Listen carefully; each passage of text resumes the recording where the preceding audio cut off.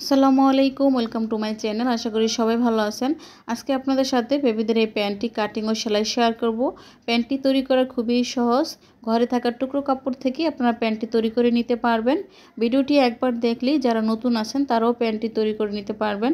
প্যান্টটি তৈরির জন্য আমি এখানে দেখেন কাপড় নিয়ে নিয়েছি। এখানে 4 পাটে কাপড় রয়েছে। 4 পাটে থাকা অবস্থায় আমি আপনাদের মেপে দেখাচ্ছি যে কতটুকু কাপড় নিয়ে নিয়েছি। দেখেন এখানে লম্বায় নিয়েছি 11 ইঞ্চি আর চওড়া রয়েছে 8.5 ইঞ্চি। প্যান্টটি লম্বা যতটুকু হবে তার থেকে 1.5 ইঞ্চি কাপড় বেশি নিতে হবে রাবারের জন্য। দেখেন প্রথমে এখান থেকে আমি রাবারের মাপটা নিয়ে নেব। উপর থেকে রাবারের জন্য 1.5 ইঞ্চিতে একটা দাগ দিয়ে নিচ্ছি। এরপরে হাইয়ের মাপটা নিয়ে নিচ্ছি, 7 ইঞ্চিতে একটা দাগ দিয়ে নিচ্ছি।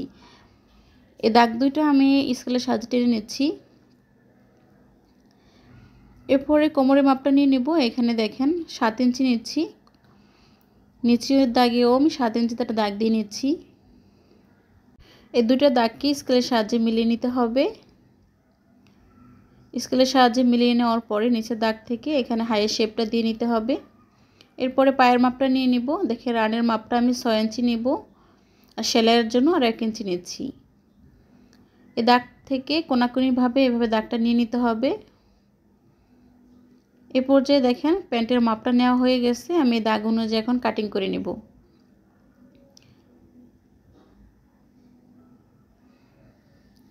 দেখেন প্যান্টটি তৈরির জন্য আপনাকে আর কোনো বাড়তি কাটিং করতে হবে না। প্যান্টটি কাটিং করা কমপ্লিট। দেখেন এভাবে করে আপনার প্যান্টটি কাটিং করে নিতে হবে। আমি আজকে 2 বছরের বাচ্চার জন্য প্যান্টটি তৈরি করব। আপনারা এই ভিডিওটি দেখে কম বেশি নিয়ে সব বয়সী বাচ্চাদের জন্য প্যান্টটি তৈরি করে নিতে পারবেন। এরপর যে আমি সেলাই করে নিব। দেখেন সেলাইয়ের জন্য 2টা পায়ের অংশ থেকে একটা পায়ের অংশ সরিয়ে রেখে আরেকটি পায়ের অংশ নিচের সাইডটা ভাঁজ দিয়ে তারপরে সেলাই করে নিচ্ছি। এখানে চিকন করে একটা ভাঁজ, তারপরে 1/2 ইঞ্চি চওড়া করে আরেকটা ভাঁজ দিয়ে তারপর সেলাই করে নিচ্ছি। আমি এখানে বড়র ভাঁজ দিয়ে সেলাই করে নিচ্ছি। আপনারা চাইলে এখানে পাইপিনও বসিয়ে নিতে পারেন। দেখতেই পাচ্ছেন একটি পায়ের অংশে আমার সেলাই করা হয়ে গেছে। ঠিক একইভাবে আমি আরেকটি পায়ের অংশ নিচের সাইডটা ভাঁজ দিয়ে তারপর সেলাই করে নেব। একই পরিমাণ ভাঁজ দিতে হবে। চিকন করে একটা ভাঁজ, তারপরে 1/2 ইঞ্চি চওড়া করে আরেকটা ভাঁজ।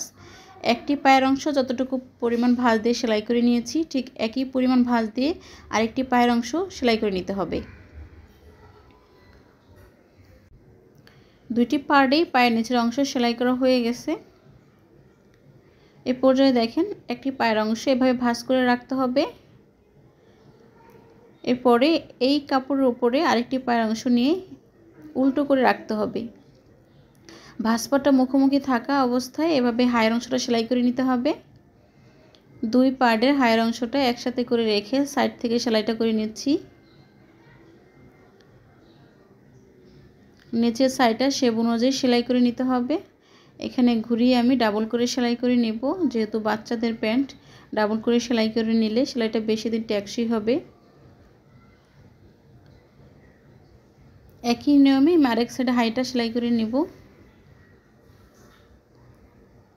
এ পর্যায়ে সবার কাছে রিকোয়েস্ট, যারা ভিডিওটি দেখছেন ভিডিওটি সামান্য পরিমাণ ভালো লাগলে লাইক, কমেন্ট এবং শেয়ার করে দিবেন। আর এই ধরনের ভিডিও আপনার মোবাইলে সবসময় পেতে চ্যানেলটিতে সাবস্ক্রাইব করে রাখবেন। এখানে আমি ঘুরিয়ে ডাবল করে সেলাই করে নিচ্ছি।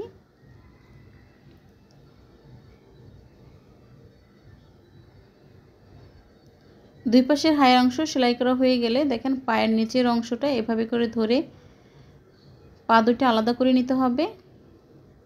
এরপরে প্যান্টের নিচের অংশটা সেলাই করে নিতে হবে। প্রথমে ডাবল করে টাক দিয়ে নিচ্ছি।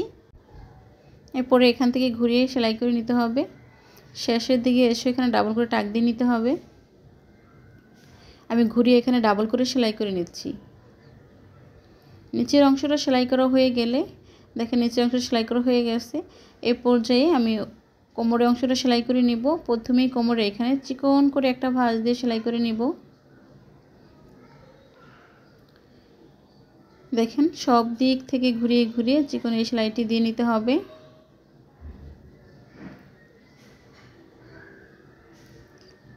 প্যান্টটি তৈরি করা খুবই সহজ। আপনারা যারা নতুন আছেন তারাও ভিডিওটি একবার দেখলেই প্যান্টটি তৈরি করে নিতে পারবেন।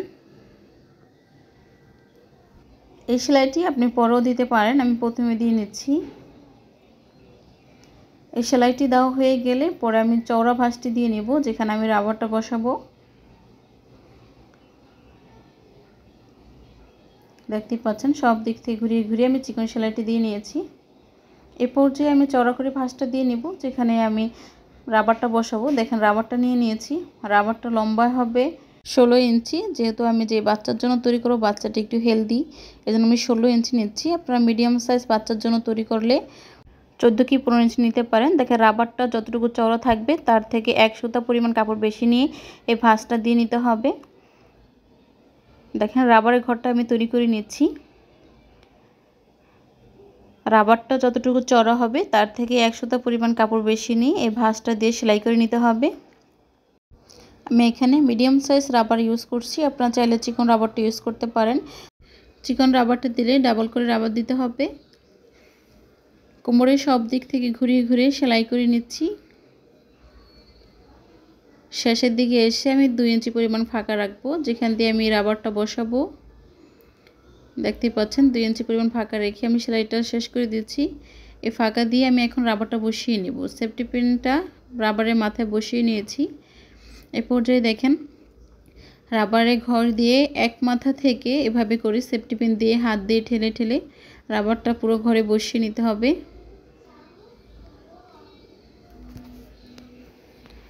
এ পর্যায়ে সবার কাছে রিকোয়েস্ট, যারা ভিডিওটি দেখছেন ভিডিওটি সামান্য পরিমাণ ভালো লাগলে লাইক কমেন্ট এবং শেয়ার করে দিবেন। আর পরবর্তী ভিডিও নোটিফিকেশন সবার আগে পাওয়ার জন্য চ্যানেলটিতে সাবস্ক্রাইব করে রাখবেন। রাবারটি এক মাথা দিয়ে ঠেলে ঠেলে এভাবে করে আরেক মাথায় নিয়ে আসতে হবে। সেফটি পিনটি আরেকটি মাথা দিয়ে যখন বেরিয়ে আসবে তখন রাবারের দুইটা মাথা একসাথে করে ধরে সেলাই করে নিতে হবে। দেখেন সেফটি পিনটা খুলে নিচ্ছি। এই পর্যায়ে সব দিক থেকে রাবারটা সমান করে নিতে হবে আর দেখতে হবে যে রাবারটা কোনো দিক থেকে উল্টে আসে কিনা। এই পর্যায়ে দুইটা মাথা একসাথে করে ধরে আমার মনে হচ্ছিল যে রাবারটা বড় হয়ে যাবে, সেজন্য আমি 1/2 ইঞ্চি কাটিং করে নিচ্ছি। এরপরে দুইটা মাথা একসাথে করে ধরে ডাবল ডাবল করে সেলাই করে নিচ্ছি। এখানে ডাবল ডাবল করে সেলাই করে মাথাটা আটকে দিতে হবে। এরপরে সব দিক থেকে টেনে রাবারটি সমান করে নিতে হবে আর যেখান দিয়ে আমি ফাঁকা রেখেছিলাম রাবারটি বসানোর জন্য সেই অংশটা সেলাই করে আটকে দিতে হবে।